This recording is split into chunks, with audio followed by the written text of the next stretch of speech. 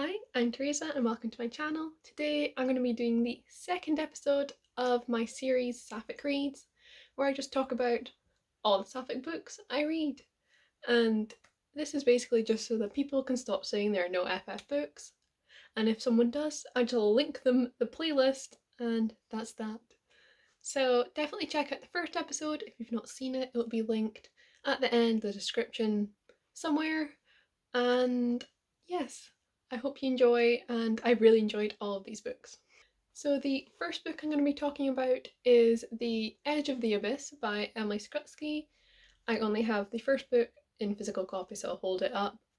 I mentioned this book in my previous video, and now I've just finally read the sequel, so there might be a bit of slight repetitiveness here, because obviously I can't go in depth about the sequel, because people haven't read the first book. But this book follows Cass, who is a Chinese American reckoner trainer, and in this kind of slightly futuristic sci-fi world.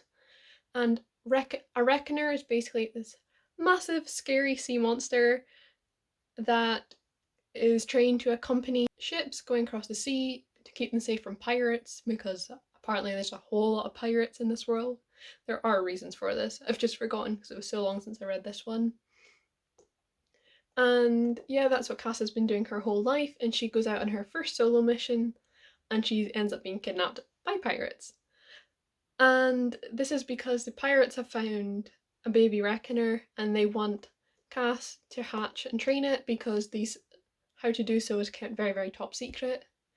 So she does, because she's kind of got to. And yes, there is an FF romance. She's a lesbian, I think I've said, and it's enemies to lovers. There was only one bed, and it's just very, very good, and I really, really enjoyed it. And I felt like in the sequel, The Edge of the Abyss, the relationship development was so good and so very natural and human and very, very fitting for the book. It wasn't perfect. It wasn't just we get together and now we're happy for forever and ever and ever. And I really, really liked that. I also just like Bao, who's the little baby sea monster, and I just love him a lot, and I really do like this book. So this is definitely a duology. They're super short, super fast paced and action packed, that I recommend. Next up is Music from Another World by Robin Talley. This is a book I've mentioned on my channel several times, especially recently, because I read it a couple months ago and I just loved it so much. This is a historical fiction book set in the late 70s in California, and it follows two girls who have been assigned as pen pals, and it's told through their letters and their diary entries. And they both come from very, very conservative Christian backgrounds. They're often surrounded by quite violent homophobia, and you see their experiences of that and of their kind of involvement and interest in different movements of the time, such as the gay rights movement, the feminism movement, and the punk rock scene. And I just really, really enjoyed this book. I've not actually read much historical fiction, but when I do, I end up adoring it, so I just need to pick it up more often. Your main character in this book, Tammy, is a lesbian, well, one of your main characters, and obviously she's not in a very good position right now because of her family's very, very violent, outright homophobia. And it's very difficult to read, and it's the letters and diary entries she writes are so raw and emotional, and it just really, really impacted me, really made me mad, made me upset, made me everything. But this book never becomes very, very dark and upsetting and angry.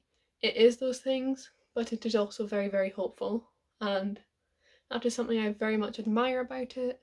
Its ability to be so hopeful about such a difficult time, and I just really, really enjoyed it. There is a romance. Tammy does get a girlfriend, and I'm not telling you any more than that because spoilers.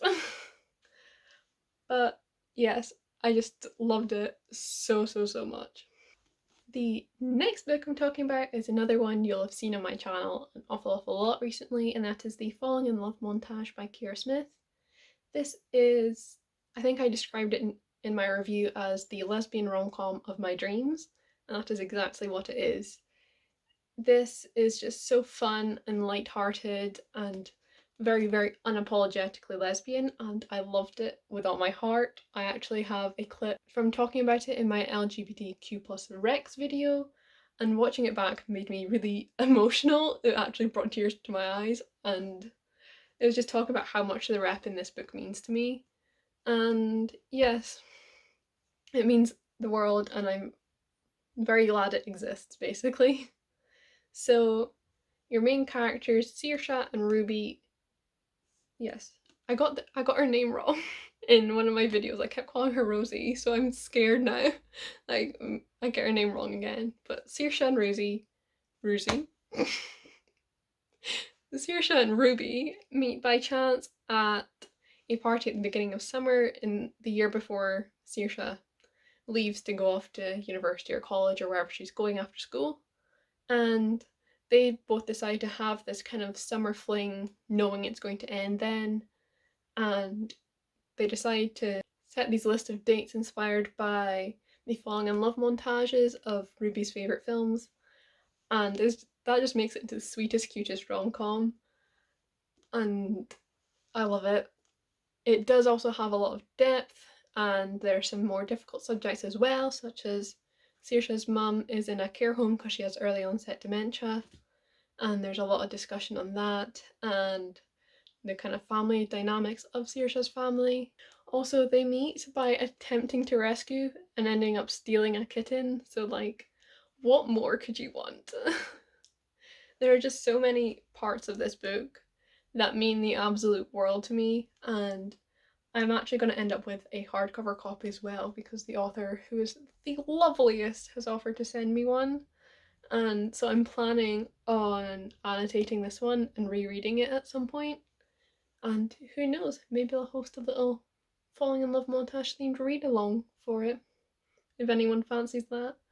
Because I just want to annotate this and scribble over it and highlight it because so many lines just really hit me hard and I want to keep them forever. Up next is The Devouring Grey and the Deck of Omens by Christine Lynn Herman. I talked about The Devouring Grey in my previous video, and I recently reread it and then finally read the sequel, so I'm going to talk a bit about them now because it had been a while since I'd last read them, so I didn't really talk about Devouring Grey too much. But these are some very spooky, atmospheric books that follow a group of main characters who are all the descendants of the founders of their town, and each family of these founders possesses some kind of magic. And the founders of the town, they're almost treated like gods. They are above everyone else because of this magic and this ability, and because the town is constantly in danger because it is surrounded by what is called the Grey, which imprisons a monster basically. I really, really like these books so much, and I love the characters in them. The characters are by far the strong point, that and the atmosphere. I'd say your main character would be Violet, who is bi, so it's sapphic, and you've told through several different perspectives, and yeah, I just really, really love them a lot. And I really love the development of the characters throughout the two books. And yes, you've got two self-proclaimed disaster bi characters, and you've got another two. Oh, how much is that spoiler? You've got another two who were previously in a relationship with each other, bi women. So there's another older generation sapphic relationship, and that just makes me so happy. It's so. Mm, I just love these books. They're spooky and they're character driven, and that's just something I love so much about them. That kind of, they also have this really, the magic's so subtle. It's not like this big fantasy thing. It's just normal everyday things, and these kids going to school, but they can also, Violet raises the dead, or May tells your future with the deck of omens, these tarot cards. You know, powers like that, and I just love it. It's just witchy and fun, and yes, I love both of these. The final book I'm going to mention in this video is The Priory of the Orange Tree by Samantha Shannon. This book is huge, and it has been taunting me for quite a while. I have to admit, the main reason I wanted to pick it up was because of the Sapphic relationship, because it is adult high fantasy standalone, and that seems very difficult to read, and yeah, I was right, it was. At least to begin with, it definitely took some settling in, but I ended up really, really enjoying it. It is multi-perspective as well, so one of your perspectives is your character is Sapphic and she ends up in a Sapphic relationship, and I love that point of view so much. And you've got three others, and I liked two of the three others. I didn't like one of them. If you've seen my Twitter, I point blank hated the other one. His name's Niclays. The author describes him as a salty grandpa, I think. And like, it's true, but he's also a boring grandpa. This book has got, what's it got? It's got magic, it's got dragons, it's got politics, it's got religion, it's got, have I said dragons? Have I said sword fighting? It's got so much. And I just really, really enjoyed it. The only thing was that point of view that I didn't like.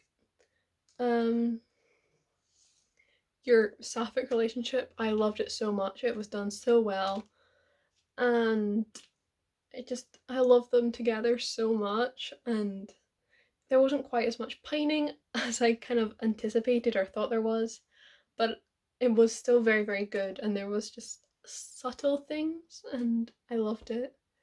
And your other point of views, you've got Tane, who is a dragon rider, and she's got swords, and she's such a badass, and you've got Loth, who is just a himbo.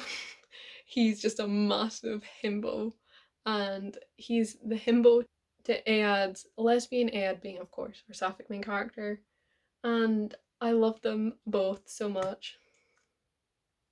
And yes, I do recommend this. It definitely takes a lot of effort to read, especially if, like me, you've not read fantasy in a while, or if you've not read adult fantasy.